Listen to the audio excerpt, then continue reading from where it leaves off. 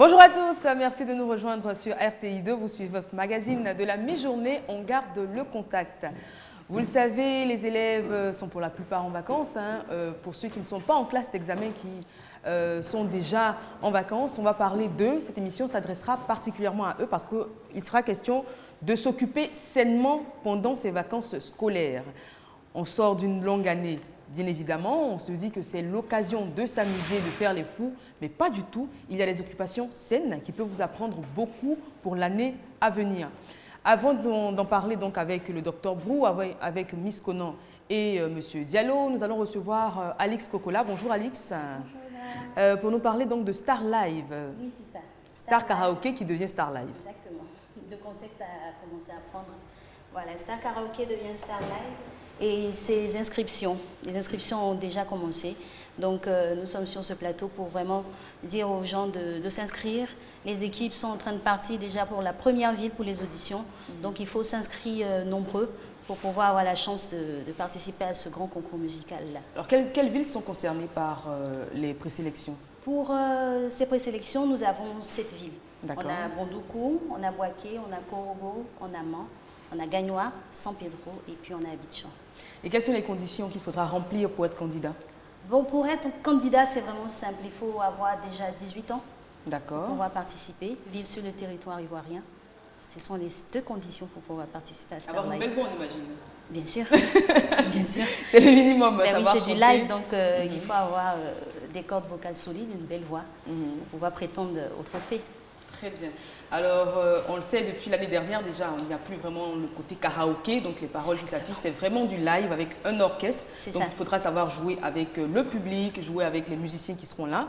Et hommes, femmes, tout le monde est concerné, tout le monde est invité. Tout le monde est concerné, donc j'aimerais vraiment inciter les gens à s'inscrire. Déjà, pour s'inscrire, c'est simple. Envoyez I1 en fonction de la localité dans laquelle vous vous situez. Par exemple, pour Abengoro, c'est I1 au 98 089 par SMS. À la suite, vous recevrez un code. Ce code-là, il faudra le garder précieusement, car c'est avec ce code-là que vous pourrez passer les auditions qui débutent là demain. Parce que les équipes sont en train de partir déjà pour Bondoukou. D'accord. Est-ce qu'on peut avoir les codes des 7 villes? Oui. Pour Bondoukou, comme je disais tantôt, I1, Boaké, c'est I2, Korogo, I3, Mans, I4, Gagnoa, I5, San Pedro, I6 et on termine avec Abidjan, I7. Très bien.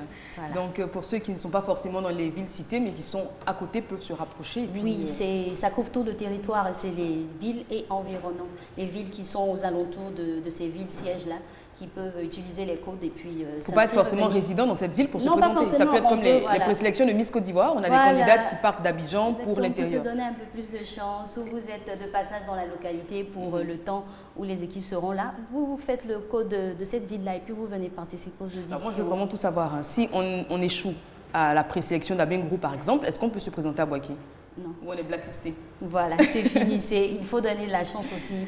Il faudra attendre l'année prochaine, j'imagine. Voilà, on a un seul code pour pouvoir participer. Si vous revenez, c'est sûr que vous ne pourrez plus passer. Très bien. Voilà. Alors, il y a d'autres informations à apporter? Oui, on a une page Facebook pour pouvoir avoir des informations et être vraiment au même niveau que nous. C'est www.facebook.com/starlive.RTI. Voilà, c'est ça. Donc, j'aimerais vraiment inciter les gens. Inscrivez-vous.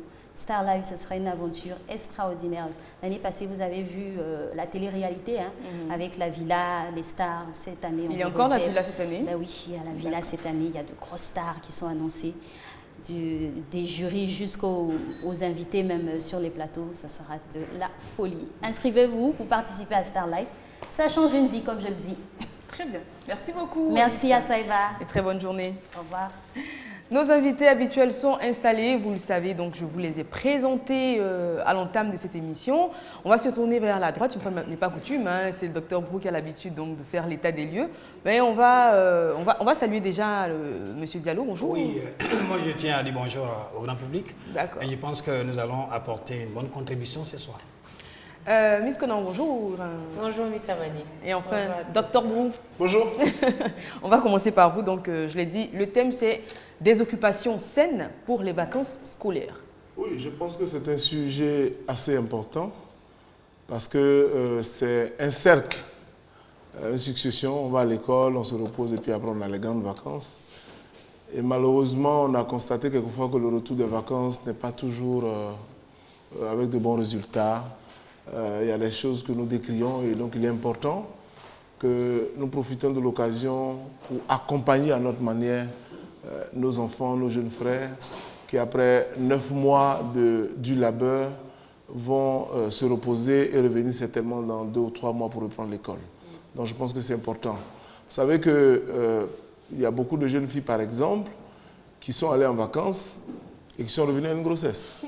Ce qui a mis en difficulté leur... Parce que quand vous venez que vous avez une grossesse, généralement 3 mois après on le sait, et ça met en difficulté votre école. Ça peut aussi être un jeune homme qui va en vacances et qui va grossir une jeune fille et qui du coup aussi se retrouve en situation difficile.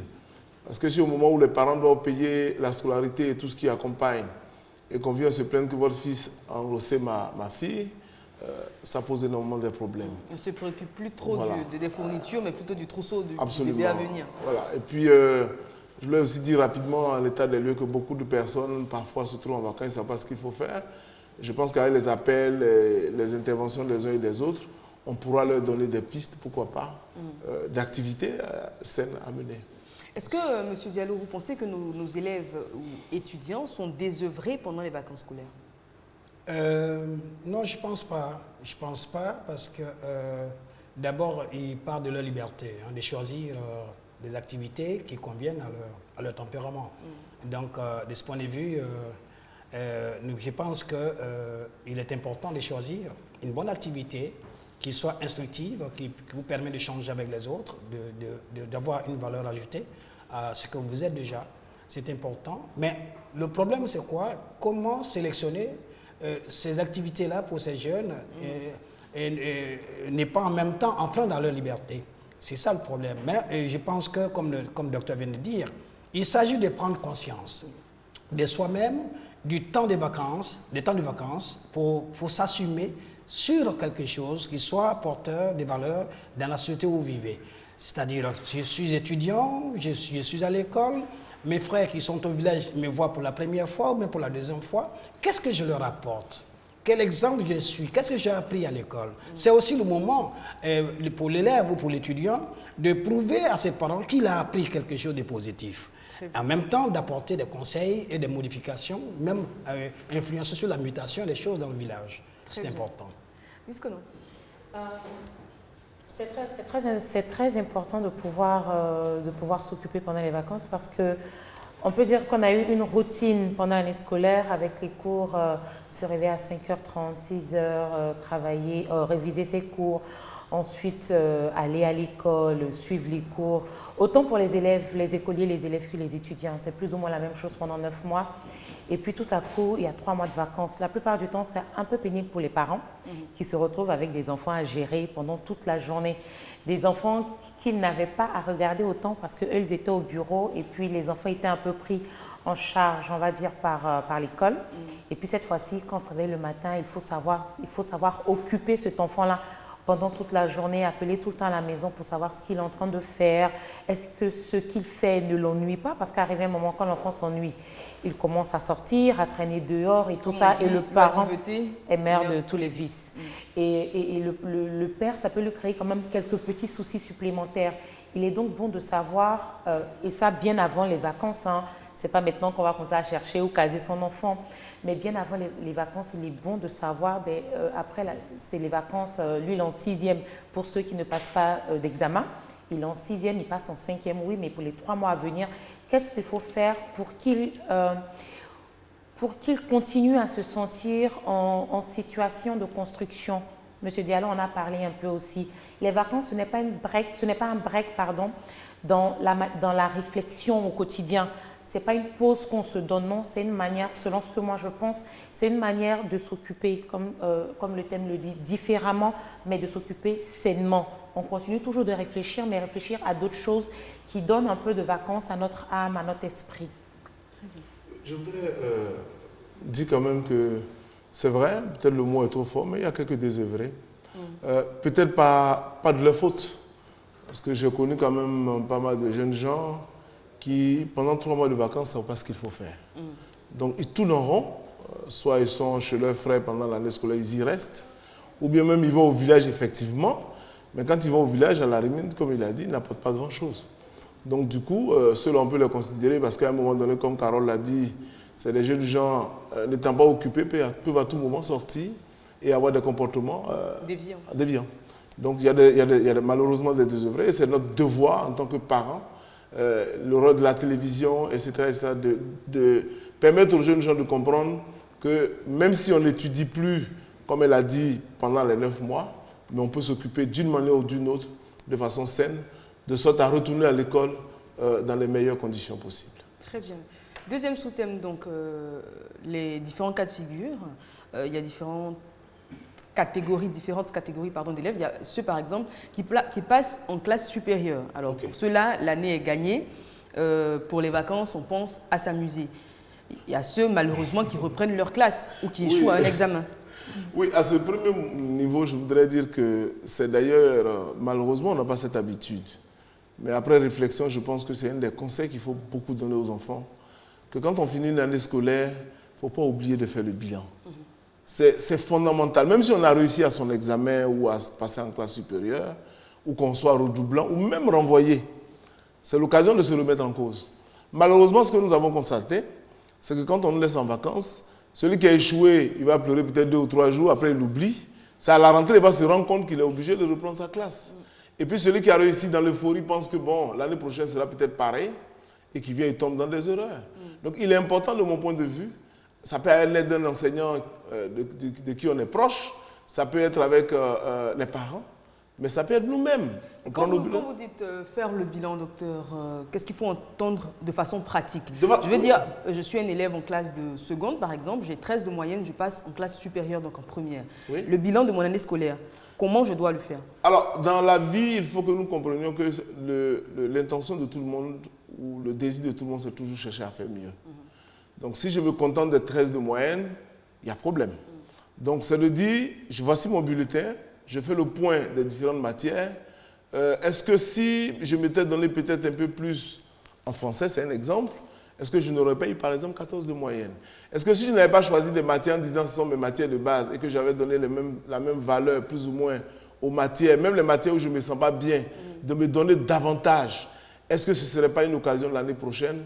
Parce qu'après la seconde, 2 ans, vous passez le bac. Donc ça se prépare déjà après le BPC. Immédiatement, dès que vous avez le BPC, que vous êtes en seconde, le bac se prépare.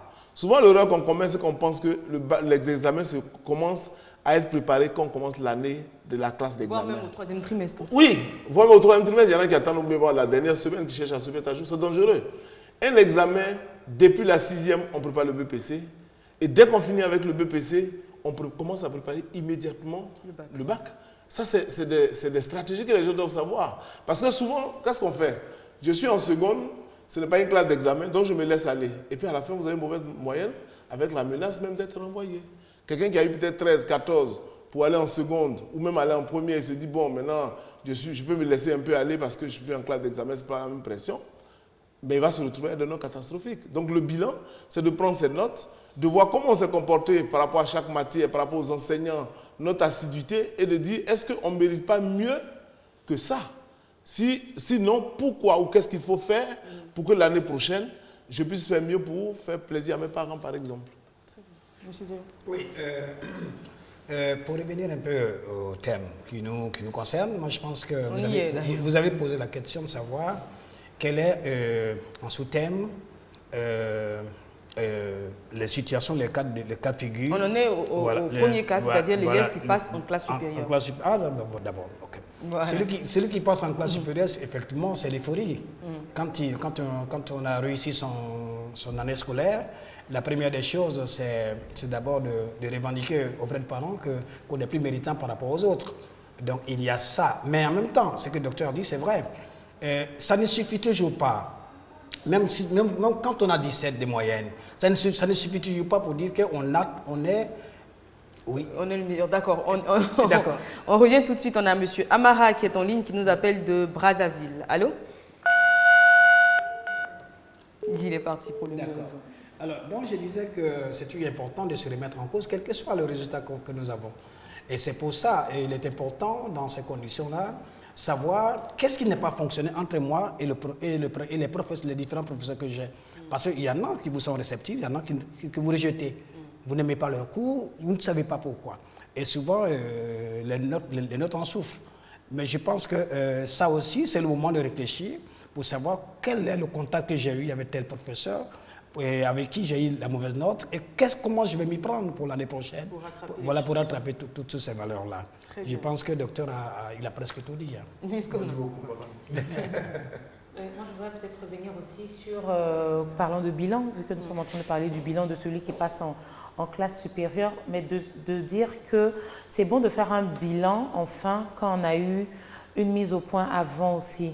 Parce qu'on a dit que quand je partais en seconde, je partais avec des objectifs éventuellement avec les parents. Quand j'ai eu cette conversation avec mes parents et que j'ai eu quelques consignes pour pouvoir avancer, pour pouvoir affronter l'année, à la fin, c'est plus intéressant de faire un bilan. Quand on n'a pas commencé une année avec une mise au point ou une rencontre ou une discussion avec les parents qui pourraient fixer des objectifs, c'est vrai qu'à la fin, bon, moi je trouve que ça pourrait être un peu difficile même pour le parent parce que de toutes les façons, selon l'exemple que tu as donné, j'ai eu 13, je passe en classe supérieure, on n'a pas eu d'objectif en début d'année. C'est peut-être le moment aussi de rappeler aux parents, avant que les enfants commencent chacune des années, de pouvoir quand même avoir certains objectifs comme ça sur lesquels on peut faire des bilans en fin d'année. Pour celui qui a eu, qui passe en classe supérieure, il est clair que lui, M. Diallo l'a dit tout à l'heure, il est content, il est euphorique.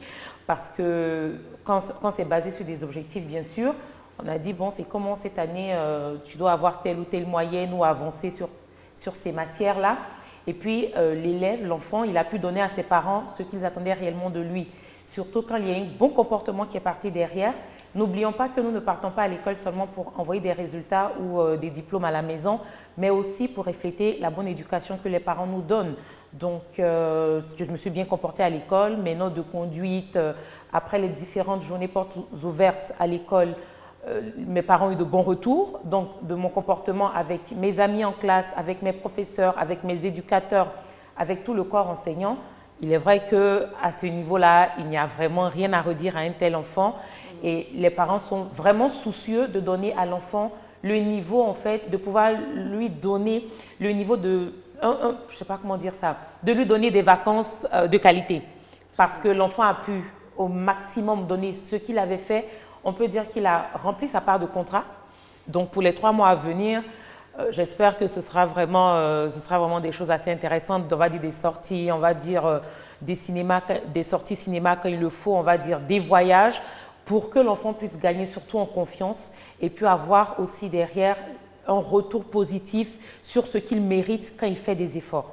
Très bien. Alors justement, dans la pratique, on a fini le bilan et tout. Comment s'occuper, c'est le thème de l'émission, comment s'occuper sainement pour les vacances? Parce que le bilan, je suppose qu'en une journée, on l'a fait. Tout à fait. Passer le bilan, qu'est-ce qu'il faut faire? Est-ce qu'il faut forcément voyager, aller, parce qu'en général, on part en voyage, on va chez une tante qui n'est pas dans la même ville. Donc, si on a à Boaké, par exemple, on peut venir à Abidjan. Si on est à Abidjan, on peut aller à San Pedro. C'est cela. Est-ce qu'il faut forcément voyager? Est-ce qu'il faut faire même une petite activité rémunératrice, par exemple, un petit commerce pendant les vacances, un job de vacances? Comment s'occuper sainement pendant les vacances? Je pense que tout dépend des cas. Il y a plusieurs cas de figure parce que c'est en fonction de la configuration de notre famille.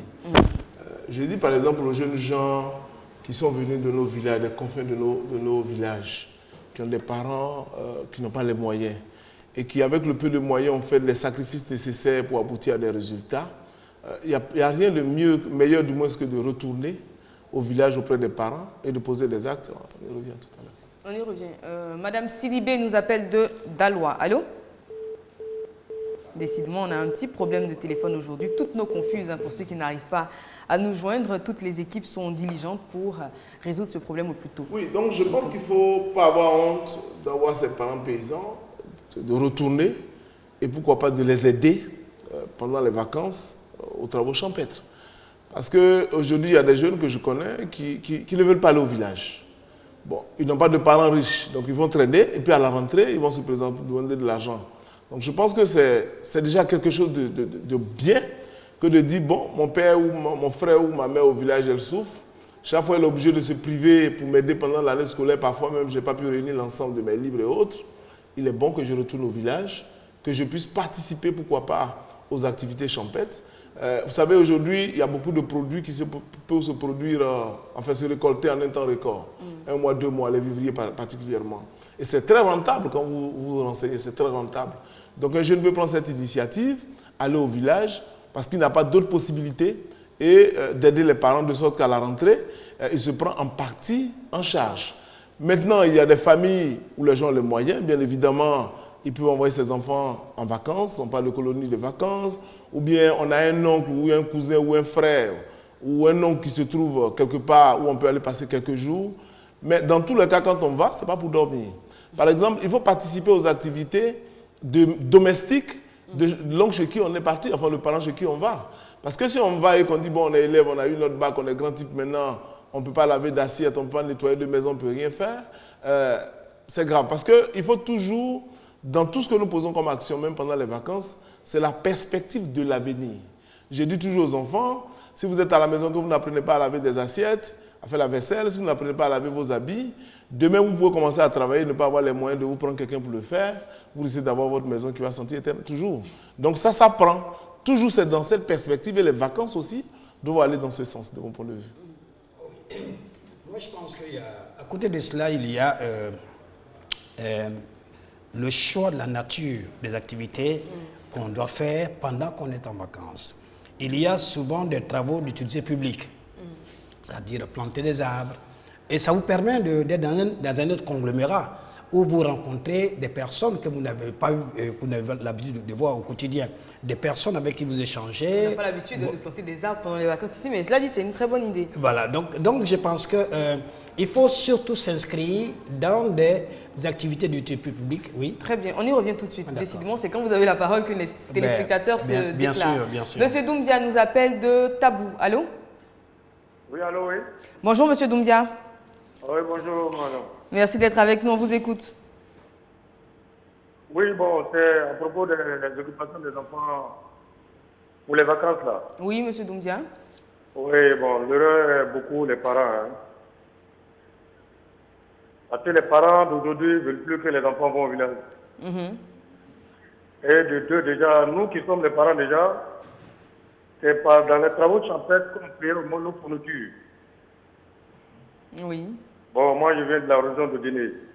De la région Dans les d'Odiné. années 80, les 81, on faisait au moins les buts d'arachide. Très tôt, quand on était déjà, on faisait les buts d'arachide. On vendait ça pendant 3 mois. Dans 3 mois déjà, d'ici la rentrée, déjà, là, on pouvait faire la cueillette. Et on vendait ça pour payer nos fournitures. Mais présentement, les enfants ne veulent plus occuper les enfants. On nous dit déjà, là, on va prendre au moins des salaires, les avances scolaires. Une fois que ça est dans la tête des enfants, déjà, là, on ne peut plus aider les parents. Donc, c'est sur ça présentement. Sinon, la plupart de nos erreurs, c'est les parents qui ne poussent pas les enfants à travailler dans les congés de vacances là. Très bien. Voilà, justement. Donc, c'est ce que je voulais ajouter. Merci pour votre contribution, M. Doumbia. Oui, oui, merci. Oui. Très bonne journée à vous. Vous aviez la parole. Oui, donc je disais que j'ai un exemple qui m'a frappé. C'est le prince d'Angleterre qui part dans les pays africains pour apporter son soutien aux personnes en souffrance, aux personnes qui sont socialement pas bien au point et qui participent aussi à planter des arbres, à construire même des écoles. Moi, je pense que c'est voilà des activités qui nous permettent de démontrer à ceux que nous avons quittés à un moment donné, si nous repartons au village, c'est des exemples comme ça qu'on donne pour que la population sache que nous avons des valeurs ajoutées. D'accord, mais je veux dire, après, oui, je finis rapidement. S'il n'y a pas de projet de construction d'école dans le village, un élève ne peut pas décider à lui seul de construire une école. Je veux dire simplement que il faut toujours participer à des activités d'utilité publique. C'est-à-dire, il y a aussi l'aide qu'on apporte aux parents. Dès l'instant où tu as laissé ton parent pendant 9 mois et qu'il est resté seul dans la plantation, à travailler tout seul, quand tu arrives, que de jouer le petit citadin, moi je pense qu'il faut jeter sa robe et se remettre dans la peau de ce qu'on a été hier et qui nous a permis d'aller ailleurs pour que nous puissions démontrer à nos pères et à nos parents que nous sommes les enfants du terroir. Aïcha nous appelle du Gabon, allô? Bonjour Aïcha. Bonjour. Merci d'être notre compagnie. On vous écoute. On parle d'occupation saine pour les vacances. Non, je voulais vous dire bonsoir. J'aime bien votre émission. Merci beaucoup Aïcha. Allô? Oui Aïcha, vous nous entendez? J'aime bien votre émission là. Merci. Ah ok, d'accord. C'est ça que je voulais vous dire. Merci beaucoup. Merci et merci de toujours nous suivre d'ailleurs. Docteur, vous vouliez rebondir donc sur ce que Oui, disait justement, M. Diallo. je suis d'accord pour ce que M. Diallo dit, les travaux d'utilité publique. Mais je disais tout à l'heure qu'il faut tenir compte des conditions socio-économiques d'un enfant. Vous savez, il y a pour beaucoup d'enfants, aller en vacances, c'est déjà le souci de la rentrée prochaine. Donc leur préoccupation majeure, c'est comment faire pour que la rentrée prochaine soit assurée, pour les enfants consciencieux. Donc c'est vrai qu'il faut faire des choses d'utilité publique, mais encadrer, par exemple, si les cadres d'un village disent, bon écoute, on va faire un reboisement, c'est un truc ponctuel, ou une fois par semaine, mais à côté de cela, il est important, surtout des enfants qui viennent de familles pauvres, de pouvoir faire, comme on l'a dit, aider les parents ou avoir l'imagination nécessaire de faire quelque chose pour faciliter le témoignage de celui qui est appelé originaire d'Odiéné, pour que leur rentrée soit, j'allais dire, un peu plus souple pour la charge des parents, je pense. D'accord. Madame Doumbia nous appelle de Agban. Oui, allô, madame? Oui, Madame Doumbia, vous pouvez couper le son de votre téléviseur, s'il vous plaît? Oui, j'aimerais participer à l'émission. Vous êtes la bienvenue. Bon.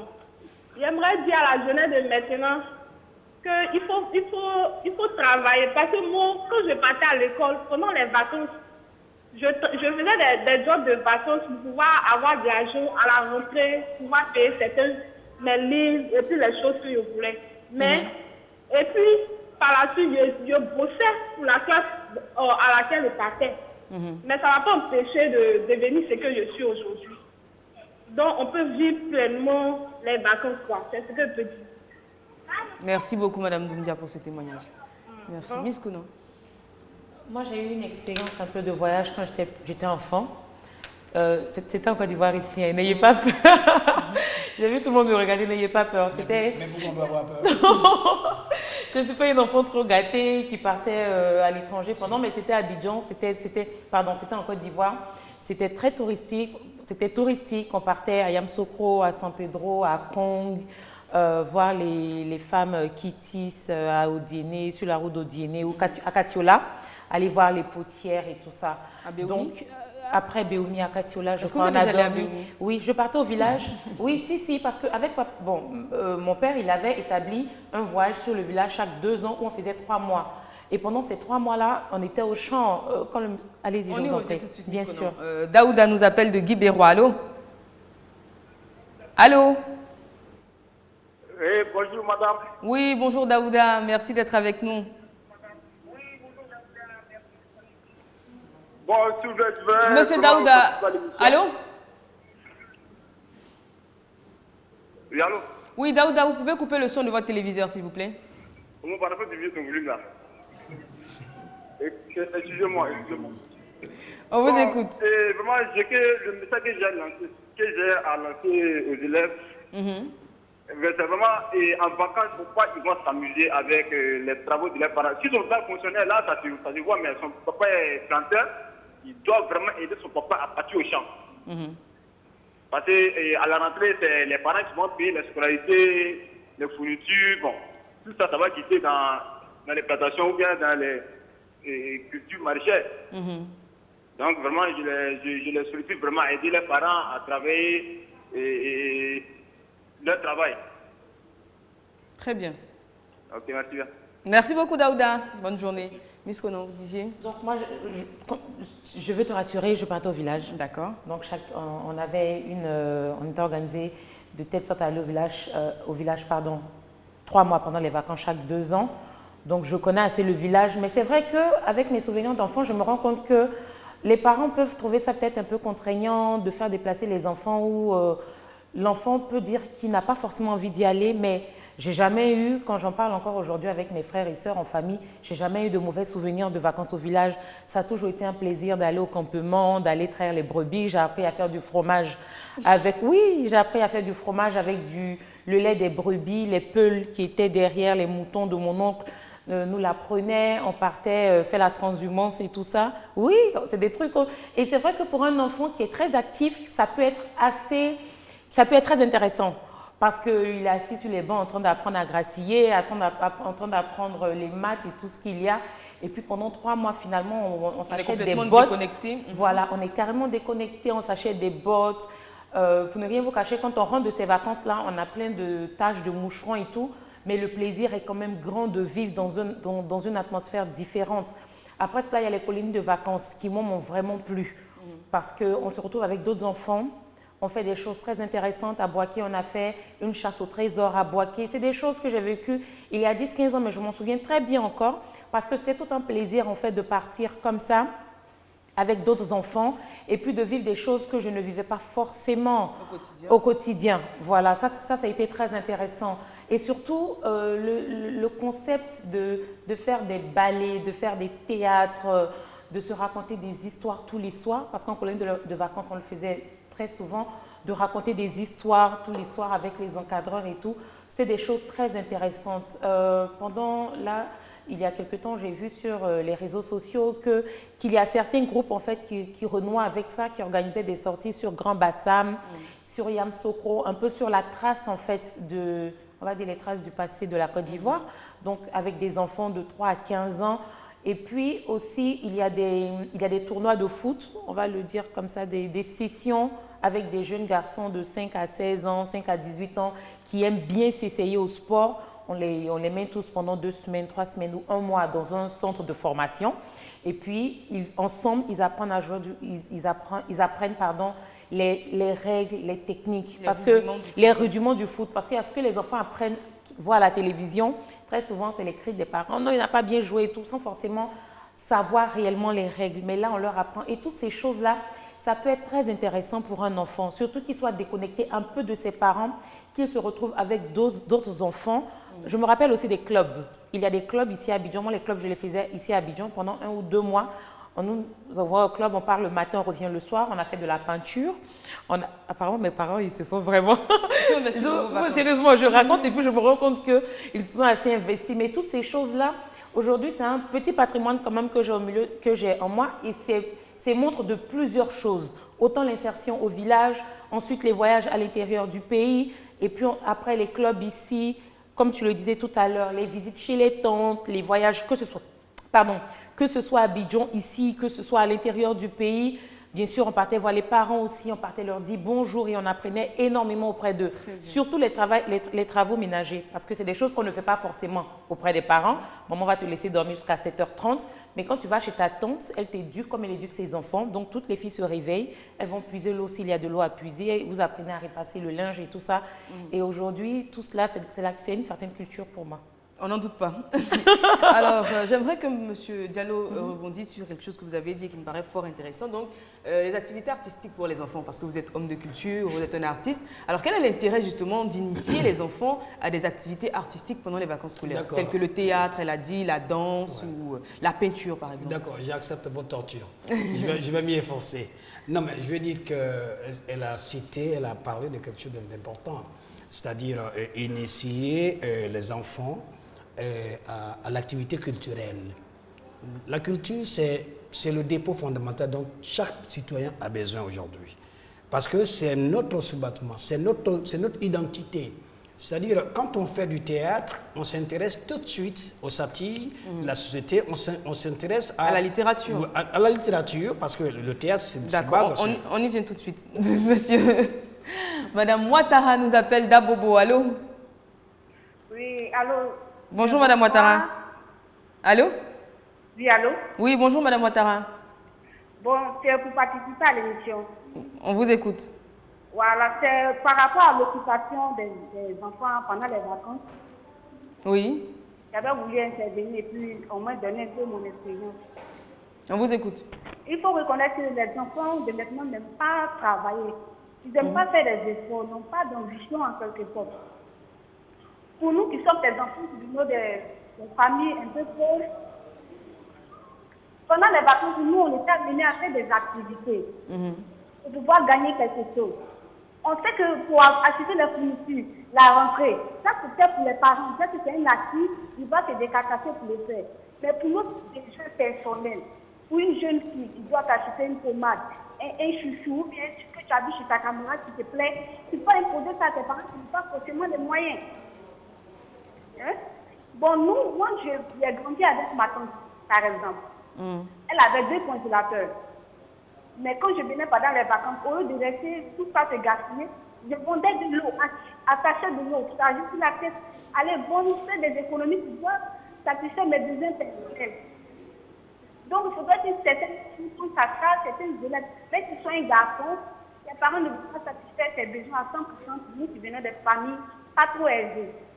Donc, vraiment, c'est ce que je voulais dire aux élèves qui pensent un peu à eux-mêmes aussi pour à leurs parents qui n'ont pas forcément les moyens. Très bien. Donc, c'était vraiment un peu mon intervention, quoi. Très bien. Merci beaucoup, Mme Ouattara. Et merci à Eva pour tout ce qu'elle fait. Et Merci. le docteur Boulot aussi. Merci, Madame Ouattara. Alors, on revenait donc à la question, je rappelle, pour ceux qui nous prennent en marche, l'intérêt de l'activité culturelle et artistique pour les enfants pendant les vacances. Oui, mais écoutez, initier, c'est-à-dire donner l'amour de la culture à un enfant, c'est bâtir demain un cadre qui va s'intéresser au développement culturel de ce pays.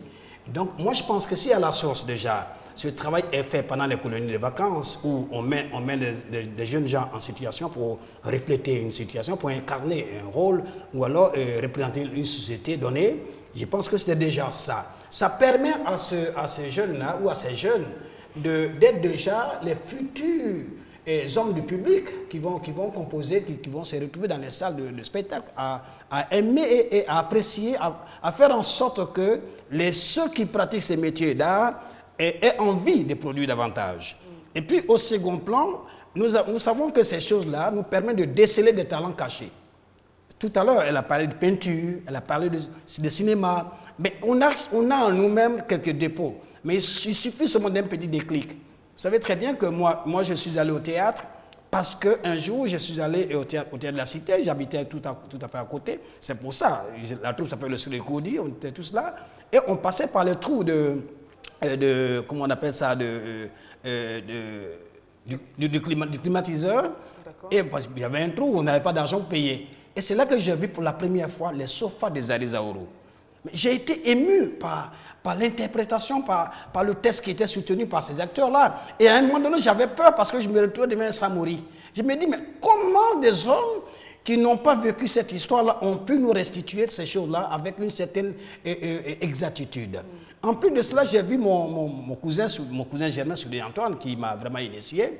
Et quand je l'ai vu dans la pièce Le Temps des Fous, qui jouait à merveille le rôle de Togoini, quand il disait ceci, toi chez moi de si beau matin, que me veux-tu? Et l'autre lui dit, tu le sais bien, comment veux-tu que je le sache? Je ne suis pas devin. Je suis venu te réclamer encore ce que tu me dois, ce que je te dois. Mais voyons, c'est vous qui me devez tout. Vous êtes tout parce que je suis, parce que j'existe. Regardez cette façon, la relation entre celui qui a perdu, qui a fait confiance à une autorité et qui s'est... Oui, ok. D'accord. Monsieur Koulibaly est en ligne.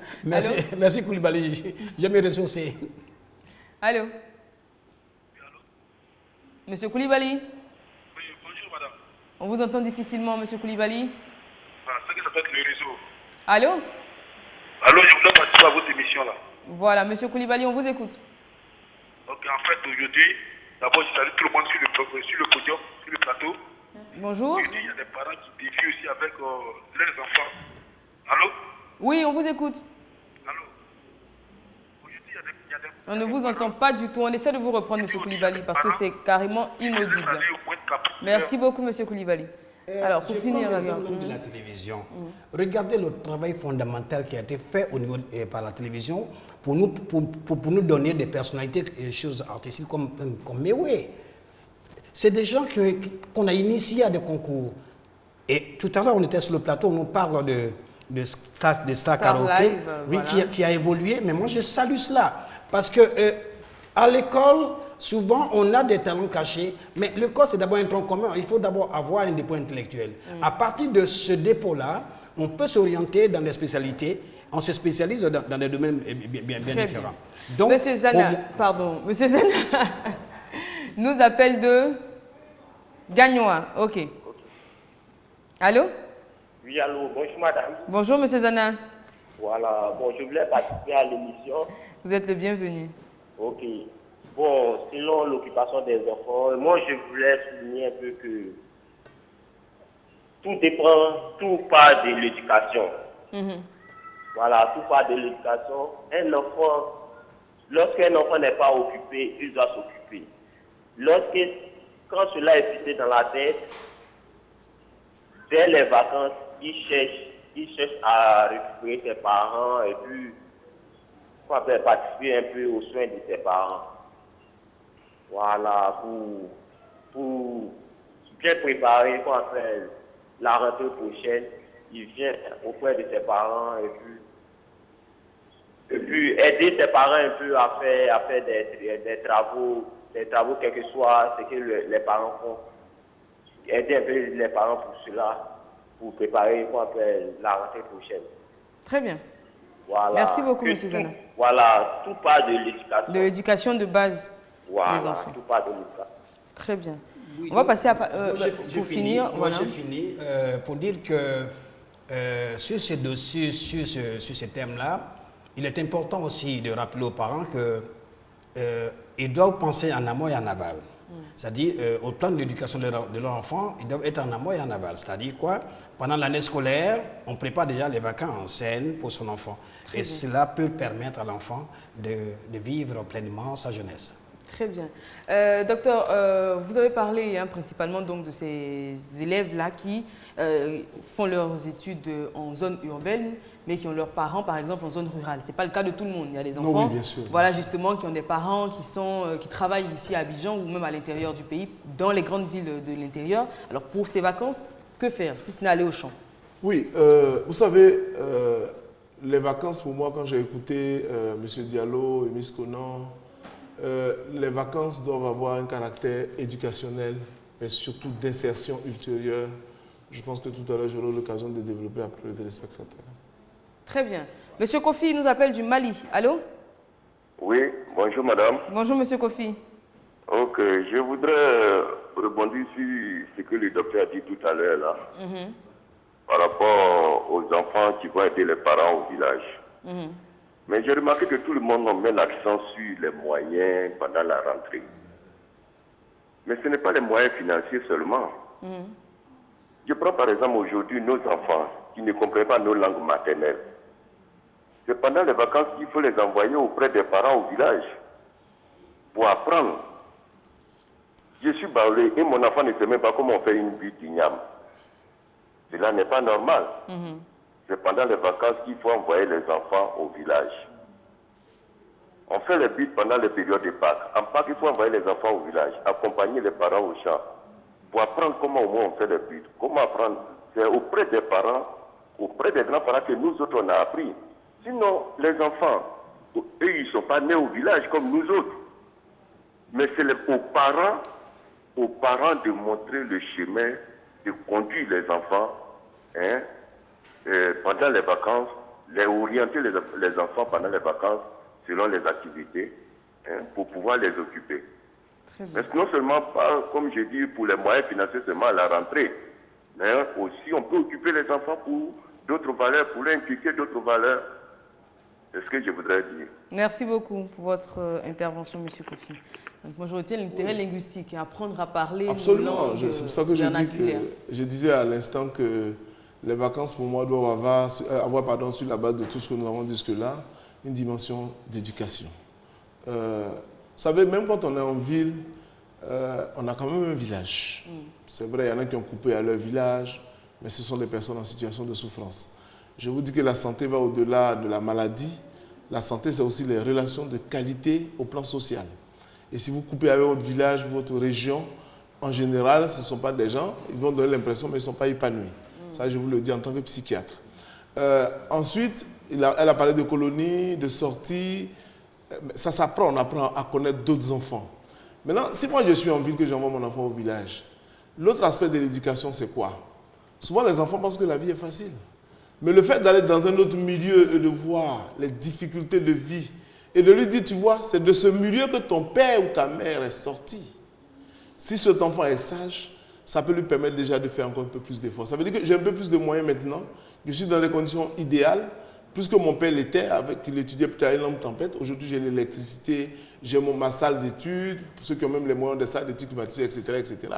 Ça devait booster l'enfant à être encore plus efficace. Donc, il n'est pas bon pour moi, parce que ce qui fait notre culture, ce qui fait notre Afrique, c'est notre village. C'est nos villages, c'est nos campagnes. Éloigner des enfants. Vous n'en démordez pas. Oui, non. Vous en parlez tout. Je dis que vous n'en démordez pas. Non, je n'en demande pas. Hein. Je pense que éloigner des enfants des villages, c'est de tuer totalement la culture africaine. Parce que la promotion de la culture ne se fait pas à 100% forcément dans les grandes villes. Aujourd'hui, si vous voulez apprendre votre langue maternelle, même moi-même, je suis baoulé, je ne parle plus correctement le baoulé il y a, comme il y a 20 ans. Parce que je suis régulièrement en ville et j'en souffre, je vous le dis. Quand je vais au village, je ne peux pas échanger régulièrement. Je vous donnerai des cours, docteur. J'espère que vous on va prendre monsieur, madame, monsieur Ben qui nous appelle de Yopougon. Allô? Professeur Eva. Oui. Monsieur Ben. Allô? Oui, bonjour monsieur Ben. Oui, bonjour Eva. Merci d'être avec nous, on vous écoute. Oui, bon, je salue le docteur Brou. Merci beaucoup, monsieur. Alors, merci beaucoup pour tout ce que vous faites pour nous. Merci. Voilà, au fait, c'était pour participer à l'émission. Vous êtes le bienvenu.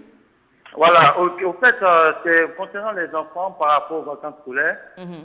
Voilà, je pense qu'il faut appeler les choses par les noms. Voilà, un enfant reste un enfant. Voilà, les vacances sont faites pour occuper seulement les enfants. Quand on entend dire certaines personnes qu'il faut que l'enfant travaille pour mobiliser des moyens pour la rentrée prochaine, je pense que ce n'est pas le devoir premier de l'enfant. Voilà. Mais la réalité africaine fait que l'enfant est impliqué dans la mobilisation des ressources. Mais cela doit se faire avec diplomatie. Voilà, parce que quand l'enfant se sent utilisé pour mobiliser les moyens, c'est qu'on dénature la chose en fait. Voilà, même si on implique l'enfant, il faudrait que ça soit de façon très modérée et très diplomatique, parce que voilà, ça peut jouer sur sa conscience et son avenir. Et en fonction de l'âge de l'enfant également. Je veux dire que, voilà, c'est bien d'occuper l'enfant, mais de façon indirecte. Voilà, donc, mais nous sommes africains, on a forcément besoin de moyens, pas forcément aisés, donc on doit le faire, mais avec modération et avec diplomatie. Merci donc, beaucoup. C'était ma modeste participation pour... Très enrichissante, cela dit. Merci beaucoup. Ok.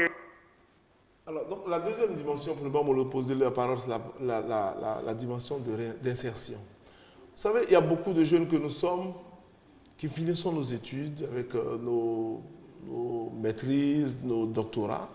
Et puis, tant qu'on n'a pas un métier salarial, on est bloqué, mais c'est parce qu'on n'a pas appris. Moi, je connais des gens qui ont fait des études. Ils ont connu la valeur, par exemple, de la terre ou de la culture, enfin, dans d'autres domaines. De la peinture, par exemple, du théâtre, enfin, de toutes choses. C'était du théâtre. Bon, du théâtre, non, pas seulement du théâtre, du théâtre. Donc, ils ont appris la valeur dans d'autres domaines. Ils ne se gênent pas de laisser, pour un temps, peut-être leur diplôme. Et dès qu'ils rentrent en action dans un domaine précis qu'ils ont eu à apprendre pendant l'enfance, ils veulent même plus revenir là où ils étaient. Moi, vous avez quelqu'un, par exemple, qui a un bac plus 5, plus 6, qui a connu la valeur de la terre, qui a fait peut-être les vivriers, qui a eu de l'argent, et qui est en train de souffrir dans Abidjan, il est plus facile pour lui, même s'il ne va pas directement au champ, mais d'avoir des idées pour mettre la terre en valeur et d'avoir de l'argent. En tout cas, il y a quelques personnes que j'en connais comme ça, je connais du moins comme ça, qui vous disent, de toute façon, le papier, et il faut qu'on le dise, on a l'impression qu'en Afrique, on va à l'école, on termine, il faut avoir un boulot, on est salarié. Et les parents souffrent, parce que quand on ne vit que de salaire, c'est extrêmement difficile, le niveau de vie augmente. Donc je pense que si, à la base, pendant les vacances, les enfants sont amenés à faire ce genre d'activités, son père forgeron, il peut l'aider, son frère planteur, il peut l'aider, etc., etc. Cet enfant-là, quand il va grandir, cela peut faciliter son insertion. Ou alors, trouver une activité complémentaire par rapport à ce qu'il fait pour avoir l'argent et qu'il trouve insuffisant. Très bien. Oui, plus que 5 minutes, donc on va faire le dernier tour de table. Oui, moi je salue docteur Brou pour ce qu'il vient de dire. Vous savez, ceux qui font des grandes plantations aujourd'hui au village ne sont pas les villageois eux-mêmes. Non, je suis d'accord avec vous. C'est des fonctionnaires qui ont pris conscience à un moment donné que les économies, au lieu de les mettre dans certaines surfaces financières, pour ne pas faire de publicité, préfèrent les investir dans la terre. En exemple, par exemple, de ce qu'ils ont vécu auprès de leurs parents quand ils étaient jeunes. D'accord, on y revient. Oui. Madame Reine nous appelle du Mali et c'est notre toute dernière intervenante. Madame Reine, allô? Oui, allô? Bonjour Madame Reine. Bonjour. Merci d'être avec nous, on vous écoute. De rien. Alors, en tout temps, voilà. Moi, je suis burkinabé, mais je suis présentement au Mali. D'accord. Alors, d'abord, je te dis que c'est très bête. Donc, vous savez, Merci. en fait, on a un problème. Quand on parle de tradition, c'est la culture. Alors, un monsieur l'a dit, c'est vrai, il faut consacrer les vacances, apprendre vraiment la tradition, c'est très important. Moi, je suis une artiste burkinabé, tu as de cinéma et chanteuse, mais franchement, j'ai honte, mais je me dis, moi, j'ai attendu peut-être mes 25 ans, 27 ans avant de connaître mon village. Je ne comprenais même pas ma langue. J'ai commencé à apprendre ma langue il y a à peine une année. C'est une honte pour moi, mais je pense que voici quoi, au moins je me suis quand même, je me dis que c'est un problème que je suis là-dedans, c'est important. Mais je pense que moi, je donnais la chance à mon enfant déjà d'aller au village d'apprendre sa langue. On ne vous entend plus du tout, Madame Reine. On ne vous entend plus du tout. On va essayer de vous reprendre, Madame Reine, parce que là, on ne vous entend pas. Patricia Yeo, merci d'être diligente. On essaie de la reprendre. Merci beaucoup. Oui, donc je voulais dire... Désolée, hein, Madame Reine. Je voulais dire que les vacances doivent nous servir à quelque chose, doivent servir à nos enfants, pour que ces enfants-là puissent retrouver l'école en pleine forme, avec des valeurs ajoutées, avec un dépôt en eux-mêmes, culturel, moral, et si vous voulez, tout ce que vous pouvez souhaiter pour un enfant, pour que cet enfant-là puisse réussir dans sa vie. Très bien. Est-ce que non qui a tout fait pendant ses vacances, donc les tours au village, la traite des brebis, la transhumance, ensuite les colonies de vacances, plus peinture, les ballet, clubs de vacances. Théâtre, chant, natation. J'ai appris à nager en colonie de vacances. Théâtre. Oui, théâtre aussi. D'accord. Je voulais dire aux parents que les vacances, ce n'est pas juste des enfants qui sont à la maison qui finissent le sac de riz. Parce que j'ai entendu ça quand j'étais plus jeune. Vous êtes venu en vacances, mon sac de riz va diminuer. Les parents le remarquent en fait, que les consommations de certaines denrées qui duraient un peu plus pendant l'année scolaire là, vont drastiquement baisser. Les vacances, c'est surtout du moment à passer avec les parents. Parce que pendant les vacances, quand le père... Le problème, c'est que justement, les enfants sont en vacances, mais les parents... Pas forcément, voilà. Et pourtant, si on a des parents professeurs, on est en vacances en même temps. Oui. Mais si les parents sont dans d'autres domaines, on n'est pas forcément en vacances avec ses parents. Donc alors que pendant les vacances, les enfants s'attendent à cela. Ces 3 mois de vacances, je ne vais pas dire 3 mois à plein temps avec les parents, mais beaucoup de moments avec les parents. Il y a les week-ends, il faut en profiter. Les week-ends, oui. Les week-ends, mais surtout, même quand le père descend, un peu plus tôt, à 17-18 heures, la plupart du temps, les enfants sont tous lavés, poudrés, ils attendent leur papa. Oui, les vacances, c'est comme ça, c'est vraiment beaucoup de temps. Moi, c'est comme ça que je les ai vécues, c'est comme ça que je le comprends. C'est vrai qu'en pleine année scolaire, quand le père descend à 17 h, les enfants descendent peut-être à 18 h, 19 h avec les embouteillages. Là, ils sont à la maison, ils peuvent profiter de papa et de maman. Et surtout, ils sont en train de travailler pendant les vacances. Ils sont en train de faire, pendant l'année scolaire, ils sont en train de faire leurs devoirs et tout. Donc, il n'y a pas cette disposition-là d'échange. Mais pendant les vacances, après avoir fait certaines activités, on attend un peu le papa pour pouvoir jouer avec lui, ou en tout cas passer un peu de temps avec lui. Je voulais que les parents ne l'oublient pas. Les enfants sont là à disposition aussi. Il est bon qu'on puisse échanger. Sur ce plateau, on parle beaucoup d'amour entre pères et entre parents et enfants. Les vacances, ça sert aussi à ça, à échanger énormément avec les enfants. Très bien. Oh, pardon. Je voudrais dire en un mot que les vacances, il y a le repos, mais ce n'est pas un repos total. Je pense que demain, certainement, on aura l'occasion de revenir sur le thème. Je voudrais aborder un aspect certainement qu'on développera demain, la lecture que nous devons conseiller aux enfants. Vous savez, j'ai discuté avec des professeurs de français et aujourd'hui, si vous avez la chance de donner un cours dans un endroit où vous vous rendez compte que le niveau d'expression n'est pas du tout bon. Exactement. C'est pas du tout bon. Et il est bien, c'est un défi que je lance à nos enfants, que ces vacances-là, ceux qui n'ont pas pris le goût de la lecture, commencent à se dire pendant les vacances, je dois lire 1 ou 2 livres. C'est des livres peut-être de 1000 francs, 2000 francs. Et ça commence, c'est ça. Parce que dans les livres, il y a toute la richesse. Il y a la culture, il y a l'agriculture, il y a le travail intellectuel, il y a tout. Et il faut que cette promotion aussi là soit faite pendant les vacances. Et pour parler du niveau de langue qui baisse, même justement, j'avais un défi comme ça avec un ami la semaine dernière, parce qu'on sait que dans le parler courant ivoirien, on a tendance à ne pas mettre d'articles. On ne dit pas la table, on dit table là. Ou les déterminants. Les déterminants et tout. Et on s'était amusé comme ça toute la journée, même en parlant français courant, à mettre des articles. Mais ce n'est pas du tout évident parce qu'on se laisse aller. Là, quand on a la télévision, on fait attention à ce qu'on dit, on fait attention, on fait des efforts. Mais quand on parle à la maison, à nos enfants, on n'a pas l'habitude forcément de mettre des articles avant les mots. Et puis, il faudrait qu'on corrige ça, chers Ivoiriens. Merci beaucoup, docteur. Merci, monsieur Diallo. Merci, Miss Conan.